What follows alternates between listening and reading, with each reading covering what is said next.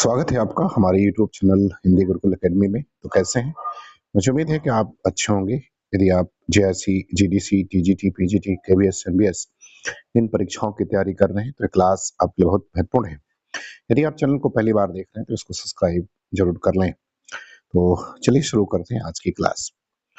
पहला सवाल देखते हैं। कह रहा है कि हिंदी भाषा के सतत प्रवाह को ठीक एक जैसे रूप में ही विकसित हुआ न देख उसके एक विशेष युगीन रूप को निम्नलिखित भाषाविद ने नाम दिया पुरानी हिंदी। तो जिस भाषाविद ने इसको पुरानी हिंदी कहा उसका नाम आपको बताना है। ए कह रहे कि आचार्य देवेंद्रनाथ शर्मा, बी डॉक्टर बाबूराम सक्सेना, सी चंद्रधर शर्मा गुलेरी और डी कह रहे कि सर जॉर्ज अब्राहम ग्रियर्सन। तो इसका सही उत्तर क्या है ये आपको बताना है। तो इसका सही उत्तर विकल्प सी हो जाएगा, चंद्रधर शर्मा गुलेरी। दूसरे सवाल पर आते हैं। दूसरा है कि गुरु गोरखनाथ को हिंदी के किस विशेष रूप का कवि स्वीकार किया जाता है। ए निर्गुण भक्त कवि, बी पुरानी हिंदी के कवि, सी प्राकृत काल के कवि और डी बौद्ध तांत्रिक शुद्ध के कवि। तो आपको इस दूसरे प्रश्न का उत्तर जो है वो बताना है कि इसका उत्तर सही क्या होगा। गुरु गोरखनाथ को हिंदी के किस विशेष रूप का कवि स्वीकार किया जाता है। तो इनको पुरानी हिंदी का कवि स्वीकार किया जाता है। विकल्प बी उत्तर जो है वो सही हो जाएगा। बात करते हैं सवाल नंबर तीसरे की।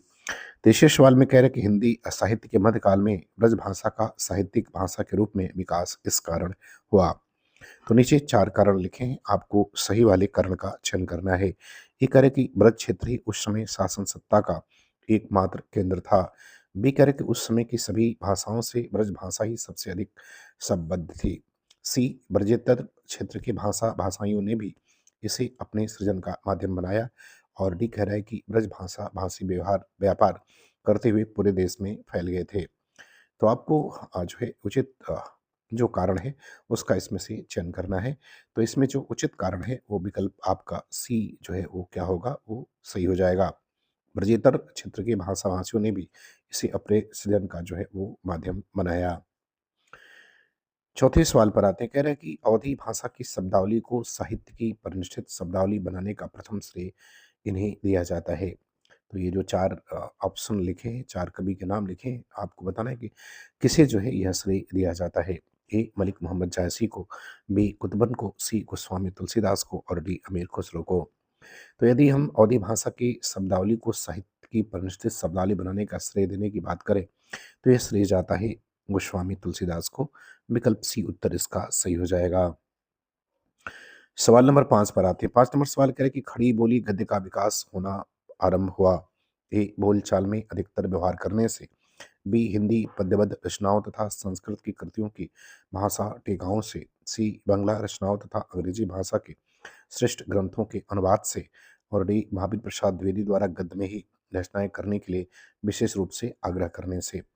तो आपको इस पांचवें सवाल का उत्तर बताना है कि खड़ी बोली गद्य का विकास होना आरंभ हुआ। तो इसका आरंभ हुआ महावीर प्रसाद द्विवेदी द्वारा गद्य में ही रचना करने के लिए विशेष रूप से अपने काल के कवियों को आग्रह करने से। तो विकल्प डी जो है उत्तर सही हो जाएगा। सवाल नंबर 6 पर आते हैं। 6 नंबर सवाल में कह रहे हैं कि खड़ी बोली गद्य के विकास का मूल आधार बना। ए इसका कलकत्ता तक फैल जाना, बी फुट विलियम कॉलेज के पाठ्यक्रम में सम्मिलित कर लिया जाना, सी हिंदी रचनाकारों द्वारा पद में इसका प्रयोग कम कर देना और डी खड़ी बोली के व्याकरण का मानकीकरण हो जाना। तो आपको इस छठवें प्रश्न का उत्तर बताना है कि इसका सही उत्तर क्या होगा कि खड़ी बोली गद्य के विकास का मूल आधार क्या बना। तो इसका मूल आधार बना खड़ी बोली के व्याकरण का मानकीकरण हो जाना। विकल्प डी उत्तर इसका सही हो जाएगा। सवाल नंबर 7 पर आते हैं। सवाल नंबर 7 में कह रहे हैं कि भारतीय संविधान में हिंदी को संघ की राजभाषा के रूप में मान्यता प्राप्त हुई। ए 10 मई सन 1963 ईस्वी को, बी कह रहे हैं कि 15 अगस्त सन 1947 ईस्वी को, सी कह रहे हैं कि 26 जनवरी सन 1950 को और डी कह रहे हैं कि 14 सितंबर सन 1949 को। तो अगर हम इस प्रश्न के उत्तर की बात करें तो भारतीय संविधान में हिंदी को संघ की राजभाषा के रूप में मान्यता जो है वो 14 सितंबर 1949 को मिली। तो विकल्प डी उत्तर इसका सही हो जाएगा। सवाल नंबर 8 पर आते हैं। 8 नंबर सवाल कह रहा है कि हिंदी को संघ की राजभाषा बनाने का जो प्रस्ताव संसद में पारित हुआ उसके प्रस्तावक थे। ए पंडित जवाहरलाल नेहरू, बी राजर्षि पुरुषोत्तम दास टंडन, सी राजगोपालाचारी और डी श्री गोपाल स्वामी अयंगार। तो इसका सही उत्तर जो है वो क्या होगा, ये आपको बताना है कि हिंदी को संघ की राजभाषा बनाने का प्रस्ताव जब संसद में पारित हुआ तो उसके प्रस्तावक कौन रहे। तो उसके प्रस्तावक रहे श्री गोपाल स्वामी अयंगर। तो विकल्प डी उत्तर इसका सही हो जाएगा। अब आते हैं सवाल नंबर 9 पर। 9 नंबर सवाल करें कि वर्तमान भारतीय गणतंत्र में हिंदी भाषा किस विशेष भाषा के रूप में मान्य है? ए राष्ट्रभाषा, बी संचार भाषा, सी माध्यम भाषा और डी राजभाषा। तो आपको 9 नंबर प्रश्न का सही उत्तर जो है वो बताना है। देखिए, भारतीय गणतंत्र में हिंदी जो है वो राजभाषा के रूप में है, तो विकल्प डी उत्तर इसका सही हो जाएगा। 10 नंबर प्रश्न पर आते हैं। 10 नंबर प्रश्न में कह रहा है कि राष्ट्र भाषा का दर्जा उस भाषा का होता है। ए जो पूरे राष्ट्र में पाई जाती है, बी राष्ट्र की सर्वोच्च शासकीय संस्था संसद जिसे मान्यता प्रदान करती है, सी विभिन्न राज्य जिसमें परस्पर शासकीय पत्राचार करते हैं और डी राष्ट्र की समस्त भाषाओं में जिसका साहित्यिक भंडार सबसे अधिक समृद्ध होता है। तो आपको बताना है कि राष्ट्रभाषा का दर्जा जो है किस भाषा को प्राप्त होता है, तो जो पूरे राष्ट्र में पाई जाती है। विकल्प ए उत्तर इसका जो है वो सही हो जाएगा। बात करते हैं सवाल नंबर 11 की। 11 में कह रहे हैं कि मानक भाषा किसी भाषा का वह रूप होता है जिससे ए उस भाषा का सम्मान बढ़ता है, बी भिन्न भिन्न भाषा क्षेत्रों में उसका एक रूप समान रूप से प्रमाणिक माना जाता है वही तदनुरूप प्रयुक्त होता है, सी जिसके आधार पर दूसरे भाषा रूपों की स्थिति जांची परखी जाती है और डी प्रदेश सरकार जिसे मान्यता प्रदान करती है। तो आपको इस 11 नंबर प्रश्न का उत्तर बताना है। इसका सही उत्तर क्या होगा कि मानक भाषा किसी भाषा का रूप होता है। तो देखिए, भिन्न भिन्न भाषा क्षेत्रों में उसका एक समान रूप होता है जैसे प्रमाणिक माना जाता है, वही तदनुरूप रूप जो है वो प्रयुक्त किया जाता है। तो विकल्प बी उत्तर इसका जो है वो सही हो जाएगा।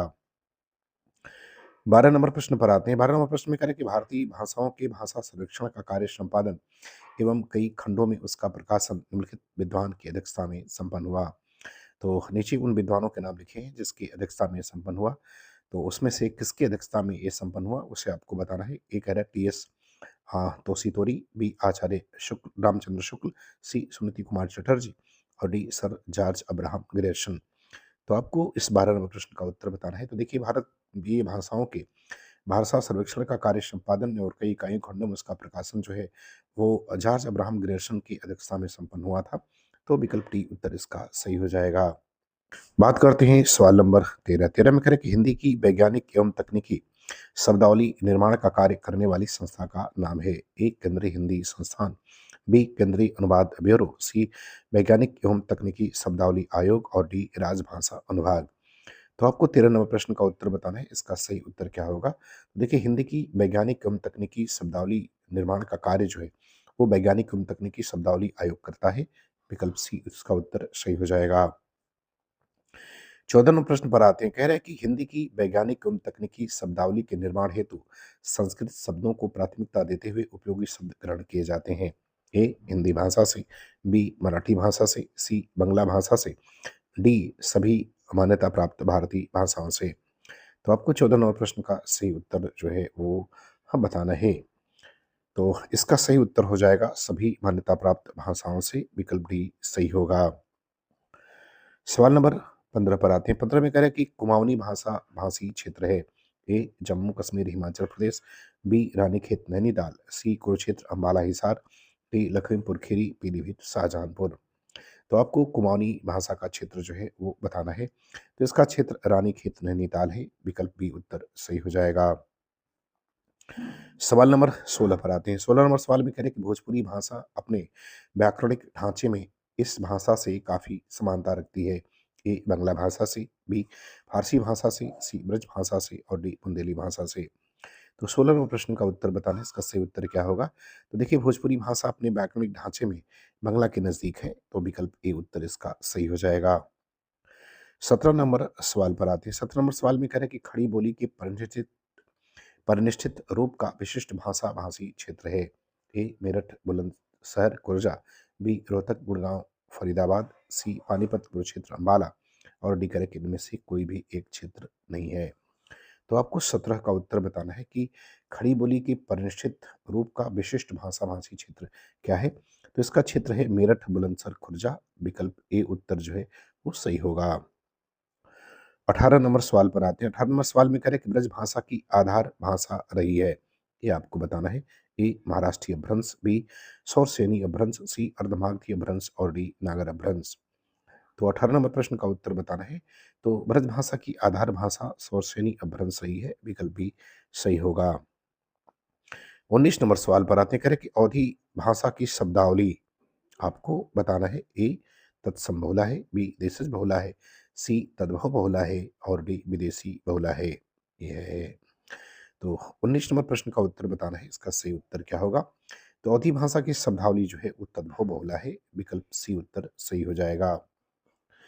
20 नंबर सवाल पर आते हैं। 20 नंबर सवाल में कह रहा है कि वाक्य संगठन की दृष्टि में से हिंदी भाषा ए अंग्रेजी भाषा की भांति अयोगात्मक, अविभक्ति या स्थान प्रधान है, बी संस्कृत भाषा की भांति योगात्मक, सविभक्तिक तथा स्थानीयता के आग्रह से मुक्त है, सी बंगला भाषा की भांति अयोगात्मक, अविभक्तिक या स्थान प्रधान की दशा को पार कर फिर से सविभक्तिकता की ओर बढ़ रही है, ये इसमें कुछ नहीं, बढ़ रही है। और डी चीनी भाषा की भांति एक एक अक्षर में ही पूरी पूरी वाक्य का बोध कराने की ओर बढ़ रही है। तो आपको इसका उत्तर बताना है कि वाक्य संगठन की दृष्टि से हिंदी भाषा। तो अगर हम 20 नंबर प्रश्न के उत्तर की बात करें तो इसका उत्तर विकल्प बी सही हो जाएगा। संस्कृत भाषा की भांति योगात्मक, स्विभक्तिक तथा स्थानीयता के आग्रह से मुक्त है। तो विकल्प बी उत्तर इसका सही हो जाएगा। 21 नंबर सवाल पर आते हैं, कह रहे हैं कि मानक हिंदी व्याकरण में कारक वह व्याकरण कोटि है जो ए कार्य संपादित करने वाले की सूचना देती है, बी संज्ञा या सर्वनाम की कार्यवाची प्रकार्य को बतलाती है, सी उद्देश्य और विधेय पदों को जोड़ती है, डी संज्ञा अथवा सर्वनाम पद पर क्रियापद से संबंध व्यक्त करती है। तो आपको 21 नंबर प्रश्न का उत्तर बताना है कि मानक हिंदी व्याकरण में अ, कारक वह व्याकरण कोटि है। तो इसका सही उत्तर विकल्प डी हो जाएगा। संज्ञा अथवा सर्वनाम पद पर क्रियापद से संबंध को व्यक्त करती है, तो विकल्प डी सही होगा। सवाल नंबर 22 पर आते हैं। 22 नंबर सवाल में करें कि हिंदी साहित्य को के आदिकाल को सिद्ध सामंत युग किसने नाम दिया। ए आचार्य प्रसाद द्विवेदी ने, बी डॉक्टर राम कुमार वर्मा ने, सी रामचंद्र शुक्ल ने और डी राहुल सांकृत्यायन ने। तो आपको 22 नंबर प्रश्न का सही उत्तर बताना है। तो अगर इस प्रश्न के उत्तर की बात करें तो इसका सही उत्तर विकल्प डी हो जाएगा, राहुल सांकृत्यायन। सवाल नंबर 23 पर आते हैं। 23 नंबर सवाल में करें कि हिंदी साहित्य के उत्तर मध्यकाल को श्रृंगार काल नाम किसने दिया। ए विश्वनाथ प्रसाद मिश्र, बी नलिन विलोचन शर्मा, सी डॉक्टर गुलाब राय और डी डॉक्टर नगेंद्र। तो आपको 23 नंबर प्रश्न का उत्तर बताना है। तो श्रृंगार काल जो है वो विश्वनाथ प्रसाद मिश्र ने दिया, विकल्प ए सही हो जाएगा। 24 नंबर सवाल पर आते हैं। 24 नंबर सवाल में करें कि विद्यापति की भक्ति श्रृंगार परक पदावली अनूठी संपत्ति है। ए हिंदी साहित्य के संक्रमण काल की, बी हिंदी साहित्य के मध्यकाल की, सी सिंधी साहित्य के उत्तर मध्यकाल की और डी कह रहा है कि हिंदी साहित्य के आदिकाल की। तो 24 का सही उत्तर क्या होगा। तो देखिए विद्यापति की भक्ति श्रृंगार परक पदावली जो है वो आदिकाल की रचना है, तो विकल्प डी जो है वो सही हो जाएगा। बात करते हैं सवाल नंबर 25। 25 में करें कि आलाखंड का वास्तविक स्रोत ग्रंथ कौन सा है। ए कुमार रासो, बी विजयपाल रासो, सी परमाल रासो और डी जो है वो पृथ्वीराज रासो। तो आपको 25 नंबर प्रश्न का उत्तर बताना है कि आल्हा खंड का वास्तविक स्रोत जो है वो ग्रंथ कौन सा है। तो वो ग्रंथ है परमाल रासो, विकल्प सी उत्तर जो है वो सही हो जाएगा। सवाल नंबर 26 पर आते हैं। 26 नंबर सवाल में कह रहा है कि आदिकालीन हिंदी को एक भिन्न प्रकार की हिंदी मानते हुए उसे हिंदवी कहा। ए राहुल सांकृत्यायन ने, बी अमीर खुसरो ने, सी डॉक्टर श्याम सुंदर दास ने और डी क्षितिज मोहन सेन ने। तो आपको 26 नंबर प्रश्न का उत्तर बताना है कि इसे हिंदवी किसने कहा। तो ये कहा था अमीर खुसरो ने, विकल्प बी उत्तर सही हो जाएगा। अब आते हैं सवाल नंबर 27। 27 नंबर सवाल में कह रहे हैं कि श्रृंगार रस में आकंठ डूबे अपनी आश्रयदाताओं की वीरता का बखान करने वाले कवियों में प्रमुख कवि वर्ग था। ए चारण कवि, बी अष्टचापी कवि, सी काव्य शास्त्र के आचार्य कवि, प्रवृत्ति के लोक कवि और डी करे कि घुमंतु। तो आपको इसका सही उत्तर बताना है कि श्रृंगार रस में आकंठ डूबे अपनी आश्रयदाताओं की वीरता का बखान करने वाले कवियों में कौन सा वर्ग प्रमुख रहा। तो वो वर्ग प्रमुख रहा चारण कवियों का, विकल्प ए उत्तर सही हो जाएगा। सवाल नंबर 28 पर आते हैं। 28 नंबर सवाल में कह रहे हैं कि इसमें अपभ्रंश के सर्वप्रधान कवि हैं। ये आपको बताना है। ए स्वयंभू, बी धनपाल, सी राम सिंह और डी कुशललाभ। तो 28 नंबर प्रश्न का उत्तर बताइएगा, इसका सही उत्तर क्या होगा। तो इसका सही उत्तर विकल्प ए हो जाएगा, स्वयंभू। अब आते हैं 29 नंबर सवाल पर। सवाल नंबर 29 क्या कह रहा है। कह रहा है कि निर्गुणिया संतों की काव्य सर्जना सर्वाधिक आधारित दिखती है। ए आदिकालीन लोक कथाओं पर, बी नाथों की रचनाओं पर, सी दक्षिण भारत के वीर शैवों की भक्ति भावना पर और डी गहरा की सूफियों की यौगिक साधना पर। तो आपको बताना कि निर्गुनिया संतों की काव्य सर्जना सर्वाधिक जो है वो किस पर आधारित हमें दिखती है, तो वो सर्वाधिक जो है नाथों की रचनाओं पर आधारित दिखती है। विकल्प बी सही हो जाएगा। सवाल नंबर 30 पर आते हैं। कह रहे हैं कि चंदायन के रचयिता कौन है, ये बताना है। ए मलिक मोहम्मद जायसी, बी कुतुबन, सी मंजन और डी कह रहे हैं कि मुल्ला दाऊद। तो 30 नंबर प्रश्न का उत्तर बताना है, तो ये चंदायन के रचयिता मुल्ला दाऊद है। विकल्प डी सही होगा। तो मुझे उम्मीद है कि वीडियो आपको पसंद आएगी, अच्छा लगे तो आप चैनल को सब्सक्राइब जरूर करें।